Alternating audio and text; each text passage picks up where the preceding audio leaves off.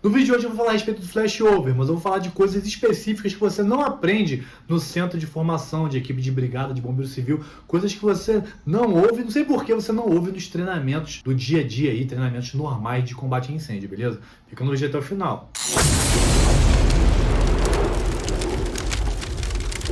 Meu nome é Douglas Paraíso, eu sou bombeiro militar e hoje eu vou estar falando a respeito de flashover, mas eu vou estar falando a respeito de coisas que não são comuns a você ver aí no centro de treinamento de bombeiros civis, de brigadistas, não sei por que eles não ensinam essas coisas que eu vou estar falando hoje. Provavelmente alguns termos que eu vou falar aqui vai ser a primeira vez que você vai escutar. E para que você entenda algumas coisas que eu vou falar aqui, eu vou passar por alguns conceitos de incêndio ali que são muito importantes, que dificilmente você vai ver em qualquer centro de treinamento aí tabajara, beleza? Vamos lá! O que é o flashover, né? O flashover é o ápice do incêndio, né? Eu já fiz vídeos a respeito de flashover, a respeito do desenvolvimento dos incêndios, né? Falando sobre as fases dos incêndios ali e quando que o incêndio atinge o flashover, o que acontece, etc, beleza? O flashover é citado há muitos anos já, muitos anos. Você tem ideia? A primeira referência conhecida do termo flashover foi na NFPA, 10ª edição, lá em 1948, no Handbook for Fire Protection. E a definição era essa aqui, ó. Quer ver? Deixa eu ler ali, ó. O ponto do flashover foi usado para descrever incêndios confinados, atingindo um estado de desenvolvimento em que todos os materiais combustíveis acendem em chamas. Então todas as outras definições que você vê a respeito de flashover são parecidas com essa, da ISO 13943, por exemplo. Flashover é um estágio de transição de incêndio, um estágio de desenvolvimento total da superfície em um incêndio com materiais combustíveis enclausurados. Cara, você vê que tem gente que chama o flashover ali de um estado transicional do incêndio, e tem alguma definição que vai falar que é o ápice do incêndio. Mais importante é você tentar gravar essa definição específica aí da ISO ou da NFPA, é você entender como o flashover acontece. Porque na hora do incêndio você não vai ficar lembrando de definição. Você vai ter que ler os sinais para saber se ele está a ponto de acontecer ou não e saber como resguardar a sua vida, dos seus companheiros, a das vítimas. Isso que é importante. Aí você vai falar, não, eu já sei o que é flashover já. Flashover é quando, no ápice do incêndio, quando o feedback radiativo está aquecendo todos os materiais que estão termorizando, esses materiais vão aquecer a temperatura tal que todos eles vão entrar em chamas a uma. Esse é o flashover. Tudo bem? Tenho certeza que você já ouviu definições parecidas com a NFPA ou da ISO, ou essa que eu acabei de falar aqui, nos seus centros de treinamento. Mas quer ver um negócio que não é comum você ouvir? Você sabia, por exemplo, que nem todo incêndio vai atingir o flashover? Isso aí parece óbvio para alguns bombeiros, né? Bombeiros militares que estudam sobre incêndio, isso aí é óbvio. Mas muita gente em centro de treinamento eu tenho certeza que não sabe. Nem todo incêndio vai atingir o flashover. Outra coisa que muita gente não sabe ou confunde flashover com backdraft, por exemplo.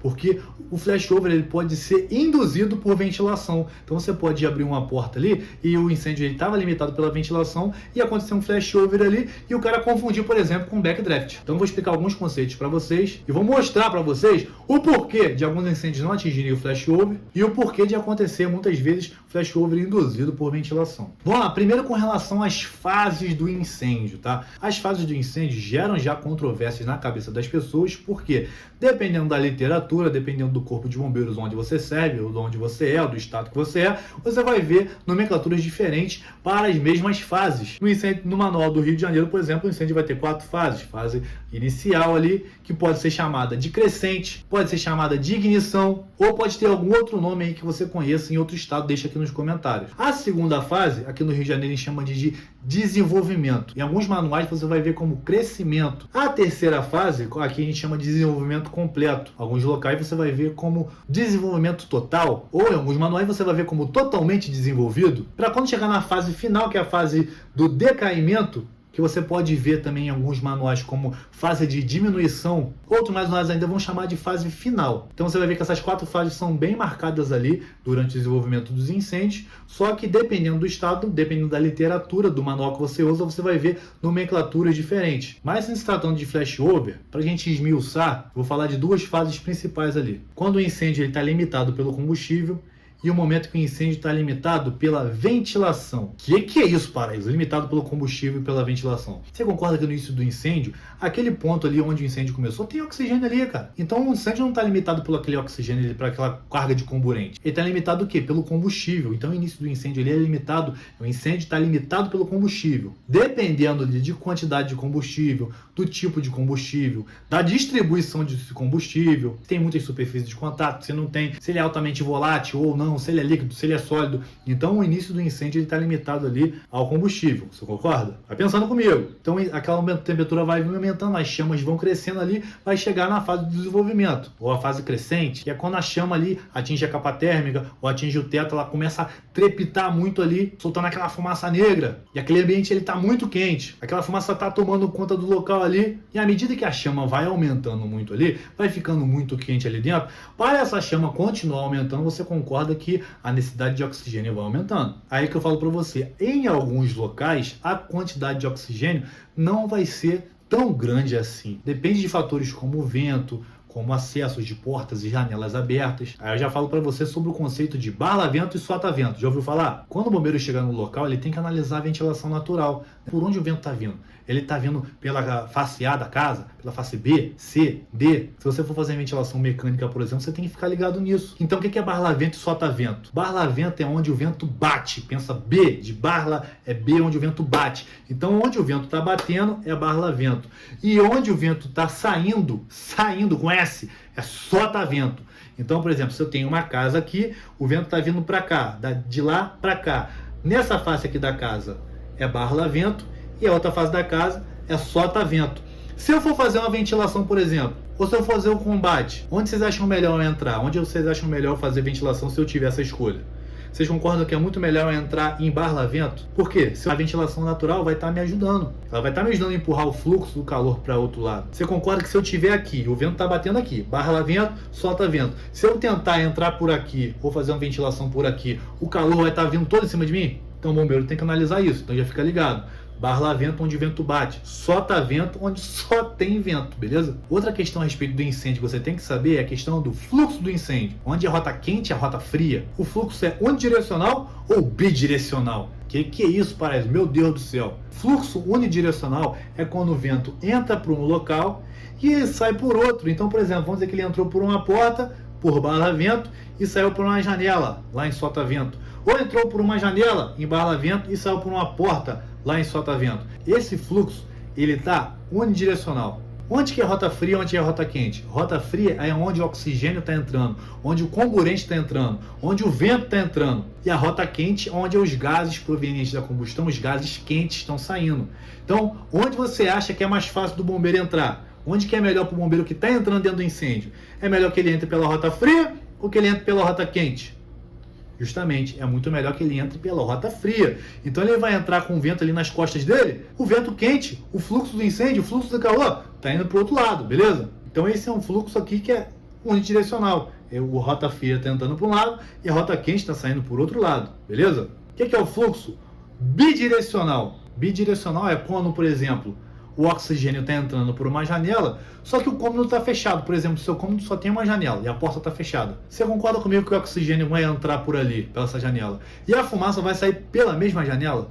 Então é comum, às vezes, você ver no incêndio a fumaça fazendo isso aqui, ó, a fumaça saindo pela mesma janela, a fumaça saindo e o oxigênio entrando. Esse é um fluxo bidirecional. Pela mesma saída, o oxigênio está entrando e a fumaça está saindo. Por isso é comum algumas imagens na internet aí, você vê a fumaça quente assim, como se ela estivesse saindo por cima e entrando por baixo. A fumaça vai fazendo aquele turbilhão, aquele refluxo. Você não entende o porquê. É por quê? Porque a rota fria está fazendo o oxigênio entrar, o fogo está sugando aquele oxigênio ali, porque ele precisa do oxigênio para se manter vivo, e os gases quentes provenientes da combustão, aquelas zonas de alta pressão, estão fazendo a fumaça sair por cima, beleza? Então em ambientes onde só tem um local por onde pode entrar o oxigênio e sair a fumaça, ele vai ter um fluxo que é bidirecional. Você concorda que se o bombeiro abrir a porta daquele cômodo ali, o fluxo que estava bidirecional ele pode se tornar unidirecional, porque ao invés daquela fumaça sair por aquela janela, talvez seja mais fácil ela sair por uma porta e passar para os outros cômodos. Como a fumaça é quente, opaca, móvel, inflamável e tóxica, ela piora a situação do incêndio ali dentro, beleza? Então vocês já entenderam o que é barla-vento, onde o vento bate, solta-vento, onde só tem vento. Já entenderam que o fluxo do incêndio pode ser unidirecional, quando a rota fria entra por um lado e a rota quente sai por outro lado. Ele pode ser bidirecional, onde naquele cômodo ali o oxigênio, a rota fria está entrando e a rota quente está saindo pela mesma saída, pela mesma janela. Sabendo disso, você vai entender o porquê de alguns incêndios não acontecerem em flashover e o porquê de, às vezes, você causar um flashover induzido por ventilação. Por vezes acontece nesse local de incêndio que eu estava explicando, onde o fogo pegou, a fumaça tomou conta, a capa térmica começou a descer e irradiar calor para os demais materiais. Entretanto, se essa capa térmica descer a ponto de tampar aquela janela ali, se a pressão ali dentro está tão grande que a capa térmica tampou aquela janela, e o fluxo que estava rolando ali naquele local era bidirecional, você concorda que se a rota quente está levando toda a fumaça ali e o oxigênio não está conseguindo entrar, esse incêndio está limitado pela ventilação? Você concorda que naquele local ali, às vezes tinha muito fogo mesmo. Só que a capa térmica desceu tanto e a pressão ali dentro está tão grande que o oxigênio não consegue mais entrar, não tem outra saída para o oxigênio entrar. Quando não tem outra saída para o oxigênio entrar, o que vai acontecer com o fogo? Se não tem oxigênio, o fogo vai apagar naquele local ali. Pô, parece, mas mesmo com a janela aberta? Mesmo com a janela aberta. O fogo vai apagar porque a capa térmica desceu a ponto de tampar a entrada de oxigênio. Então, ela impediu que a rota fria entrasse. A rota quente estava tão forte que não tem oxigênio entrando, não tem como a rota fria ali se fazer presente. Só que quando o fogo apaga, o que acontece com a capa térmica? Se o fogo apagar, não tem mais chama. Se não tem mais chama, não tem mais aquela fumaça alimentando a capa térmica. Então a tendência da capa térmica é fazer o quê? Ela começar a subir de novo, porque ela vai começar a sair por aquela janela ali. Só que quando chegar a certo momento na janela, quando a fumaça estiver saindo, o oxigênio vai conseguir entrar de novo. O que acontece? O oxigênio vai entrar de novo, o fogo lá dentro ele vai voltar e isso aí vai se tornar um ciclo vicioso, porque quando o fogo voltar, a capa térmica vai descer, o oxigênio para de entrar, o fogo apaga. Aí a capa térmica sobe, o oxigênio volta a entrar, o fogo volta. A capa térmica desce de novo, o oxigênio para de entrar de novo. Aí o fogo apaga. Aí a capa térmica sobe, o oxigênio começa a entrar de novo, aí o fogo volta. E assim sucessivamente, beleza? Então isso aí pode ir acontecendo até o combustível ser totalmente consumido. Eu pergunto a vocês, aconteceu o flashover? Aconteceu o desenvolvimento completo do incêndio dentro desse local? Não. Por quê? Porque o local é um local com uma entrada ali para entrar o oxigênio e sair a fumaça, onde o fluxo estava correndo ali de forma bidirecional. Então olha esses dois gráficos aí para você entender melhor. No primeiro gráfico tem ali a linha do combustível, só que esse no primeiro gráfico aí a oferta de oxigênio é boa. Então a temperatura vai subindo, chega a um ponto ali que ele vai atingir o ápice do incêndio. Então a temperatura vai lá no alto lá, ele atingiu o flashover nesse primeiro exemplo. No segundo exemplo, é o exemplo de um incêndio que é infraventilado ou subventilado. Repare que a quantidade de combustível ali é suficiente, a temperatura vai aumentando, só que a temperatura não consegue aumentar mais porque não tem oxigênio o suficiente entrando para que ela chame e aumente a ponto de atingir o flashover, beleza? Então olha esses dois gráficos aí, ó. Incêndio normal, uma oferta de oxigênio boa, e incêndio infraventilado ou subventilado com uma oferta de oxigênio pobre. A temperatura não chega a ponto de atingir um flashover. Então grave isso na sua cabeça, não é todo incêndio que o flashover vai acontecer. Não é porque você viu bonitinho lá na instrução que você teve, flashover é o ápice do incêndio. Nem todo incêndio vai atingir esse ápice. Caraca, Paraíso, interessante. E essa questão aí do flashover induzido pela ventilação? Aí vamos lá, você concorda comigo que à medida que a capa térmica desce ali e não tem mais como entrar oxigênio, o incêndio agora não está mais limitado mais pelo combustível. Às vezes tem um monte de combustível ali, combustíveis muito bons, tem a fumaça que também serve de combustível, só que como não tem oxigênio, não tem vento entrando, o incêndio agora está limitado pela ventilação.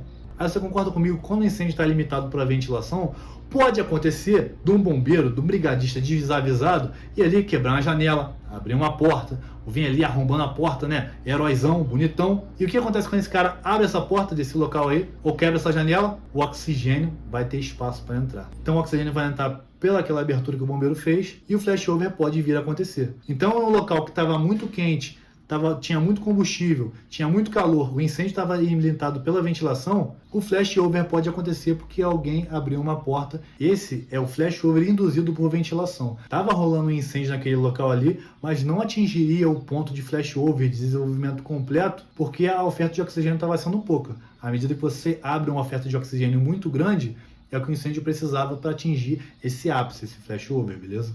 Ah, Paraíso, mas isso não é o backdraft? Não. Existe o flashover induzido por ventilação, quando você abre a porta na fase do desenvolvimento, e existe o backdraft, que é quando na fase do decaimento já, na fase de diminuição, na fase final. Nessa fase final aí você vai reparar nos sinais que o backdraft pode dar. Assovios nas fechas da porta por conta da pressão, lufadas de fumaça na porta, temperatura da porta, que é muito importante, oleosidade nos vidros, sons ocos lá dentro do local. Nessa fase do decaimento, por conta da termólise, a fumaça tende a mudar de cor, ela tende a deixar de ser tão preta e ficar caqui. Mas a ação errada que o cara pode tomar é a mesma do flashover induzido por ventilação. É abrir um acesso ali de uma porta ou numa janela, o oxigênio entrar de forma abrupta ali, acontecer a mistura ideal, e a pressão ali dentro está tão grande, está tão forte, que o oxigênio vai entrar, vai acontecer a mistura ideal, e uma explosão ambiental que pode ir lá fora buscar o bombeiro. Então vocês repararam que, sendo por flashover induzido por ventilação ou por conta de um backdraft, você não pode abrir portas, janelas, acessos